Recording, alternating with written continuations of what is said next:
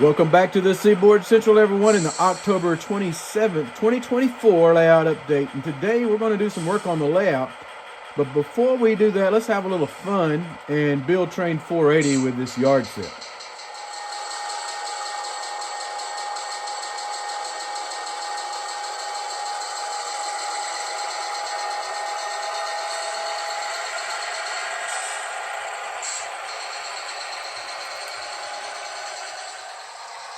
All right, the first thing we need to do is come over to track 5 and grab our caboose and set it in track number 3.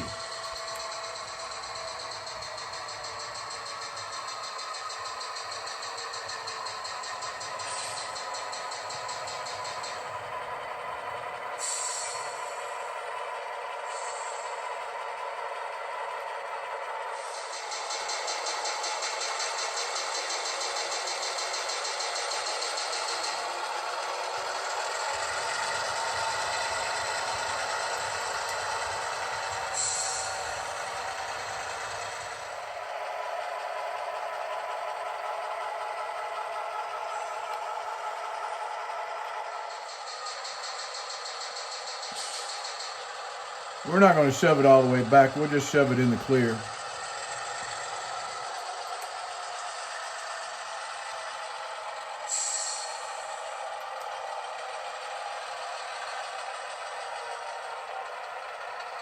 That ought to be good. All right, the next thing we're going to do is grab our Carrollton block out of track number 8.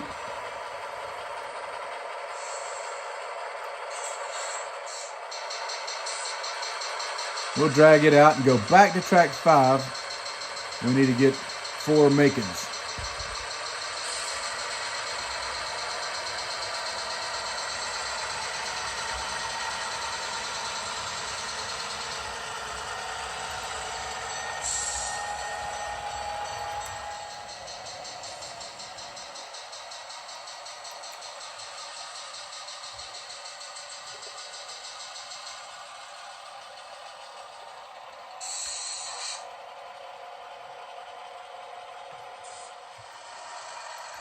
These makings are way down in the track. They're 4 Seaboard Central boxcars.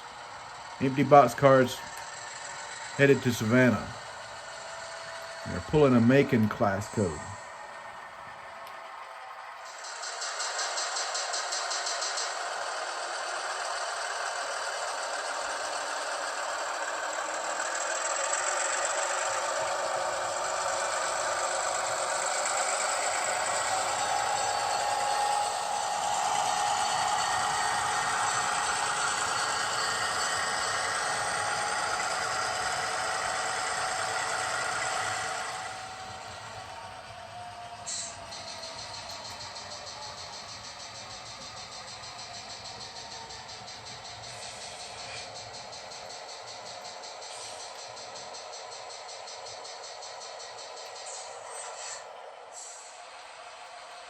And now we'll couple up to our caboose and shove everything in the clear. And 480 will be built.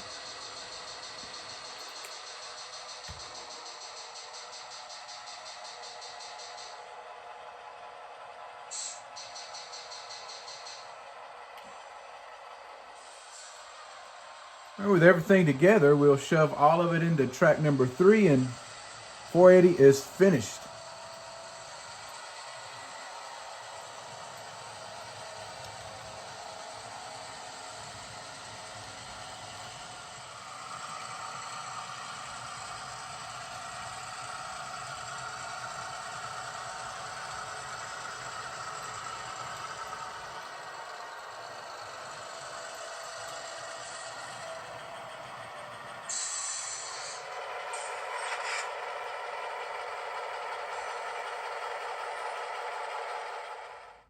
So I'll show you what I've been working on this past week. First up, I've installed these Caboose Industries high-level switch stands, and I put them here because I'm not able to put a switch machine underneath this due to clearance, and it's on the Helix. It's the best option. Also, I've secured the track here, fixed the alignment issues. I just need to paint the ties and the rails, and that section will be done.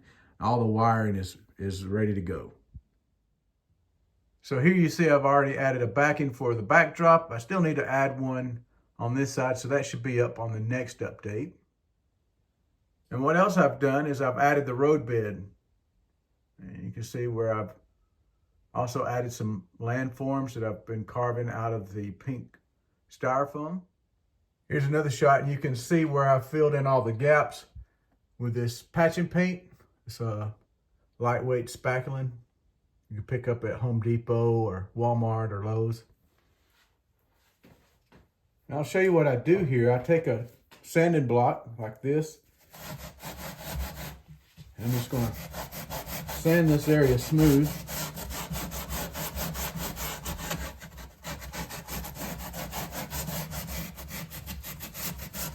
So I get the contour that I want. So you can sand down this area where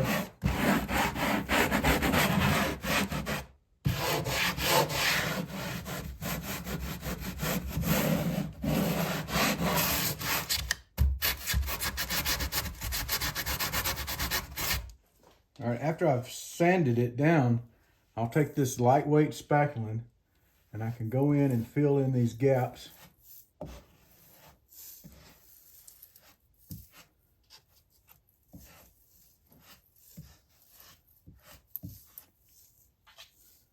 Just like this. I can never give it a little smoother transition for this embankment. It's like spreading icing on a cake. It's relaxing and easy to do.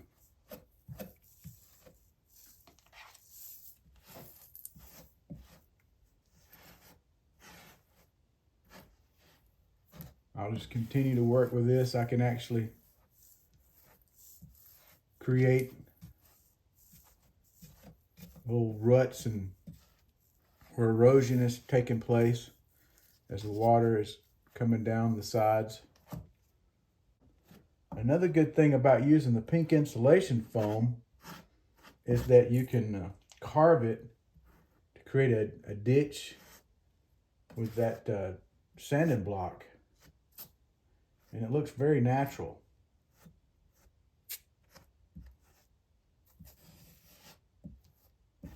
So I'll continue to work with this. We'll come back. After I add the spackling, I'll give it at least 12 hours to dry, and then I'll come back and I can kind of just manipulate it with my fingers. If I need to create any ruts or anything, little contours before it fully dries. All right, next up is craft paint, and that's what I'm going to add. I use these 3 different ones. I use a pewter gray to go over the roadbed and any areas where there will be any kind of gravel texture. And for dirt, I'll use this burnt umber and nutmeg, depending on, this is more of a clay look and this is more of a soil look. So for example, we'll take some of this pewter gray, put it on the roadbed. I'll just take a cheap brush.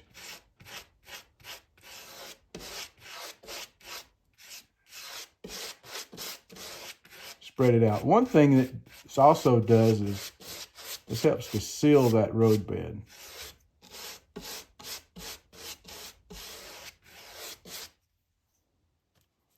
Do the sides.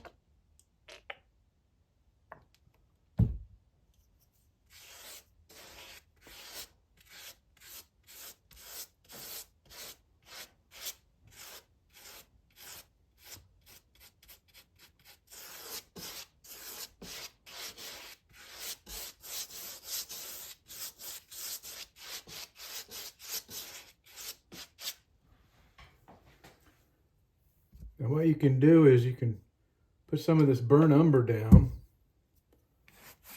spread it out,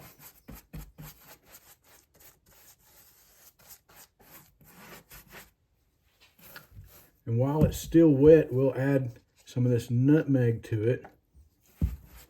And blended in, it gives it a different look.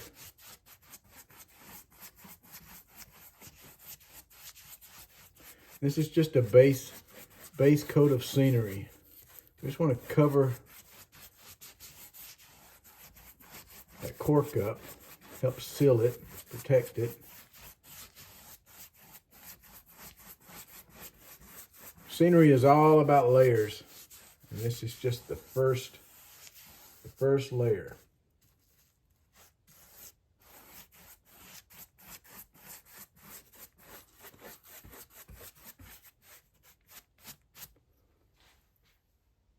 So I hope you've enjoyed this latest update on the Seaboard Central. Be sure to tune in next week. We'll do the November layout update. So until then, I'm Tim Garland. Thanks for watching the Seaboard Central, and happy model railroading, everyone.